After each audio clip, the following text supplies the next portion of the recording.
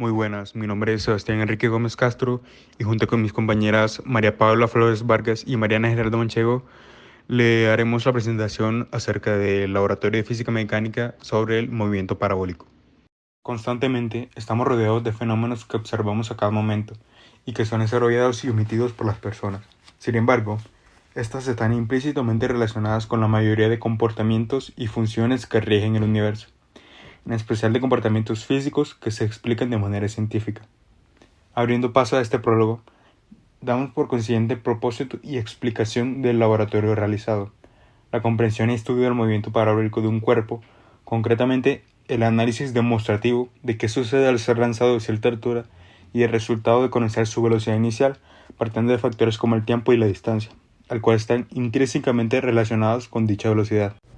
Las condiciones iniciales indican el estado original del cuerpo que va a ser estudiado. Para hablar de estas, primero debe tenerse claro cuál va a ser el sistema de referencia a utilizar. Como se planteó en este experimento, el proyectil es lanzado desde una altura inicial en el eje Y y desde cero en el eje X. Por lo tanto, el vector de posición inicial puede expresarse como 0 en dirección Y más h sub 0, que es la altura inicial en dirección J. La velocidad inicial es aquella con la cual el cuerpo comienza su movimiento. Como se sabe que la velocidad es la derivada de la posición, se puede graficar como una recta tangente a la curva de la posición, por lo que forma un ángulo con la horizontal. Así, para obtener los componentes de velocidad inicial, se debe realizar una descomposición del vector en ambos ejes.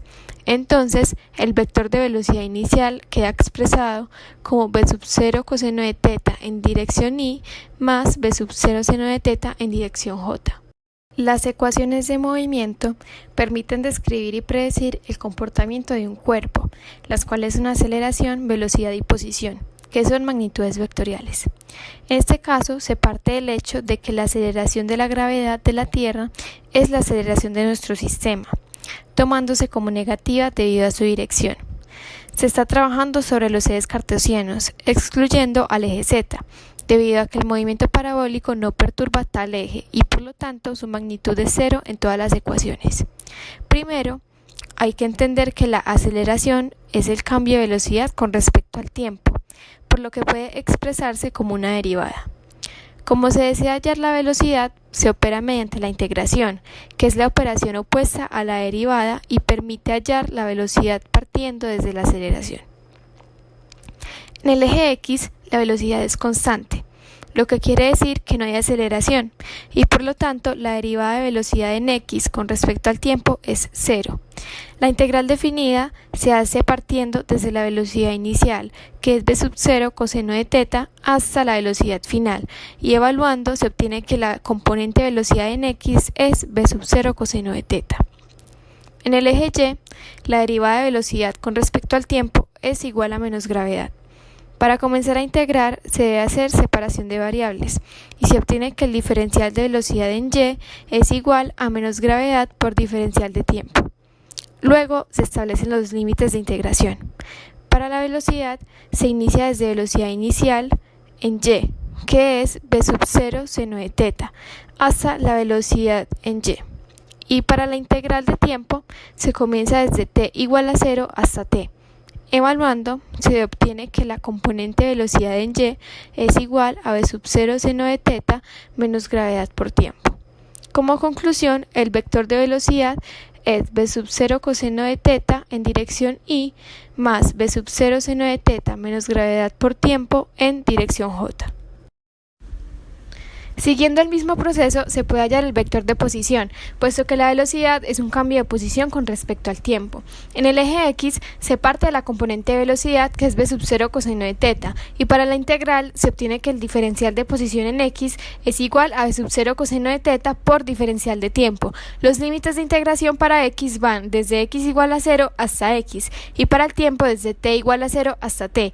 Operando se obtiene que la componente de posición en X es b sub 0 coseno de θ por tiempo. En el eje Y se parte de la componente de velocidad en Y y se obtiene que el diferencial de posición en Y es igual a v sub 0 seno de θ menos gravedad por tiempo por diferencial de tiempo. Los límites de integración para Y van desde h sub 0 hasta Y y para el diferencial de tiempo van desde t igual a 0 hasta t. Evaluando, resulta que la componente de posición en Y es igual a h sub 0 más v sub 0 seno de θ por tiempo, menos un medio de gravedad por tiempo al cuadrado. Entonces, se concluye que el vector posición es v sub 0 coseno de θ por tiempo en dirección y más h sub 0 más v sub 0 seno de θ por tiempo menos un medio de gravedad por tiempo al cuadrado en dirección j. Materiales implementados. Al momento de recolectar los datos del experimento, se usaron los equipos de medición de las distancias, ángulo, tiempo, además de otros implementos de soporte. El cañón de impulso, usado para lanzar la esfera, cuya altura con respecto al eje Y es de 28 centímetros. Flexómetro, usado para medir las distancias del lanzamiento inicial hacia el punto final de la trayectoria. La plataforma de impacto, el cual está enlazado al cañón para que al momento de tocar el proyectil la base, tome el tiempo recorrido. Además de esto, se usó el elemento de soporte cuyo fue el papel carbón para marcar de forma precisa dónde impacta la esfera en la superficie de la plataforma. Entonces, para el ángulo de 30 grados, tenemos que la velocidad inicial va a estar dada por 1.09 metros que hallamos experimentalmente sobre coseno de 30 grados por 0.458 segundos que hallamos también experimentalmente. Entonces vamos a tener una velocidad inicial de 2.74 metros por segundo. Para el ángulo de 45 grados tenemos que la distancia de 1.14 metros sobre coseno de 45 por 0.5475 segundos nos va a dar una velocidad inicial de 2.94 metros por segundo. Y para el ángulo de 60 grados tenemos que 0.91 metros sobre el coseno de 60 por 0.63 segundos nos da una velocidad inicial de 2.88 metros por segundo. Notemos que estas tienen prácticamente el mismo valor y solo cambia por algunos decimales. Alcance máximo y velocidad inicial. Teniendo presentes estas condiciones iniciales y con el objetivo de hallar la velocidad inicial del sistema, con la ayuda del alcance máximo en el eje X y evaluando en la ecuación los datos obtenidos experimentalmente, conseguimos hallar la magnitud del vector velocidad inicial. Entonces, para ser precisos, de la ecuación de la posición en X encontramos anteriormente, vamos a despejar la velocidad inicial. Reemplazamos los valores para cada ángulo con su respectiva distancia y tiempo y hallamos la velocidad inicial de cada sistema. Ahora bien, con la intención de conocer la altura máxima a la que llega el objeto, es necesario identificar que a esta altura la velocidad en Y es de 0 metros por segundo. Entonces debemos usar la ecuación de velocidad en Y e igualarla a 0. Esta ecuación la hallamos anteriormente. Entonces, al hacer esto, vamos a despejar el tiempo y lo reemplazamos en la ecuación de la posición en Y. Y así, al reemplazar cada uno de los datos obtenidos experimentalmente, obtendremos la altura máxima a la que llega el objeto, dependiendo del ángulo al que se lanzó respecto a la horizontal. Entonces tengamos en cuenta que la gravedad va a ser de 9.8 metros por segundo al cuadrado y reemplazando la velocidad inicial que obtuvimos anteriormente para cada uno de los ángulos en la ecuación del tiempo que tenemos ahora, vamos a reemplazar ese tiempo que obtengamos en la ecuación de la posición en Y. Entonces, al reemplazar esto, vamos a obtener el Y máximo, o la altura máxima a la que llega este objeto dependiendo del ángulo. Entonces, para un ángulo de 30 grados, tenemos que la velocidad inicial es de 2.74 metros por segundo. Entonces, vamos a reemplazar este valor en el tiempo y lo que obtengamos lo reemplazamos en esta ecuación. Y vamos a obtener así que la altura máxima para el ángulo de 30 grados va a ser de 0.375 metros. Para el ángulo de 45 grados, la altura máxima va a ser de 0.5005 metros y para el ángulo de 60 grados tenemos que la altura máxima es de 0.597 metros. Para el desarrollo computacional de este problema de movimiento parabólico, se realizó un programa en Python que diera respuesta adecuada. Como en todo programa computacional, primero debe realizarse un análisis de los datos de entrada al programa y datos de salida que deberá mostrar el mismo. En este caso, los datos de entrada que se tienen son velocidad inicial, altura inicial, el ángulo y la aceleración de la gravedad, el cual es un valor constante ya que nunca va a cambiar a lo largo del experimento. Los datos de salida son los que pide el problema experimental, los cuales son son velocidad inicial experimental, altura máxima y alcance máximo del proyectil. Se procede entonces a hacer la respectiva declaración de variables para cada valor. Luego se realiza un algoritmo que permite obtener los valores deseados. En este caso, como se trata de un movimiento parabólico, el algoritmo a desarrollar se realiza utilizando las ecuaciones obtenidas en el marco teórico de movimiento parabólico.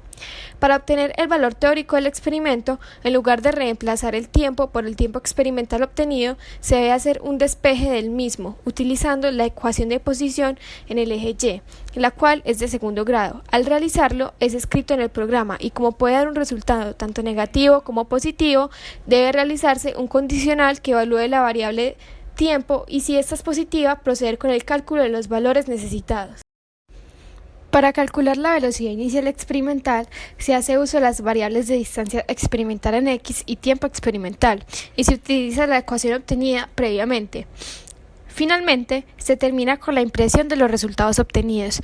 En las siguientes diapositivas se observan los resultados teóricos obtenidos para cada ángulo, junto con su respectiva gráfica. Así, se puede decir que el programa cumple con los objetivos necesitados. Entonces, para el ángulo de 30 grados, tenemos que la velocidad inicial va a estar dada por 1.09 metros que hallamos experimentalmente sobre coseno de 30 grados por 0.458 segundos que hallamos también experimentalmente. Entonces vamos a tener una velocidad inicial de 2.74 metros por segundo. Para el ángulo de 45 grados tenemos que la distancia de 1.14 metros sobre coseno de 45 por 0.5475 segundos nos va a dar una velocidad inicial de 2.94 metros por segundo. Y para el ángulo de 60 grados tenemos que 0.91 metros sobre el coseno de 60 por 0.63 segundos nos da una velocidad inicial de 2.88 metros por segundo. Notemos que estas tienen prácticamente el mismo valor y solo cambia por algunos decimales. Análisis de error. Al realizar una comparación entre lo teórico computacional y la parte experimental, hemos encontrado un porcentaje de error prácticamente nulo, ya que las cifras varían en decimales. Tabla de errores. Una vez detallada de forma superficial los errores comparativos, teóricos y computacionales, pasamos a detallar sus décimas de diferencia con respecto a los ángulos. Como observamos en el ángulo de 30 grados, las variaciones son ínfimas, tanto en el tiempo como en Y máximo, aunque sí hay cierta variación en X máximo. En 45 grados los resultados son aún más similares, con variaciones de apenas 0,01. En 60 grados es casi lo mismo, ya que los T máximos elevan el nivel experimental sobre el nivel computacional, pero con respecto en Y máximo y en X máximos están sublevados estos mismos. Conclusiones. Como primera conclusión, tenemos que la velocidad inicial depende de las condiciones ambientales, de las condiciones del cañón y de las condiciones del objeto lanzado, no precisamente del ángulo al que se lanzó respecto al horizontal. 2. A mayor ángulo de lanzamiento, mayor altura máxima y un menor alcance máximo en el eje X. Tercero, a menor ángulo de lanzamiento, menor altura máxima y mayor alcance máximo en el eje X. Y 4. La parte teórica computacional varía un poco respecto a la parte experimental. Esto debido a las variaciones en las condiciones ambientales. No obstante, estas variaciones son muy pequeñas.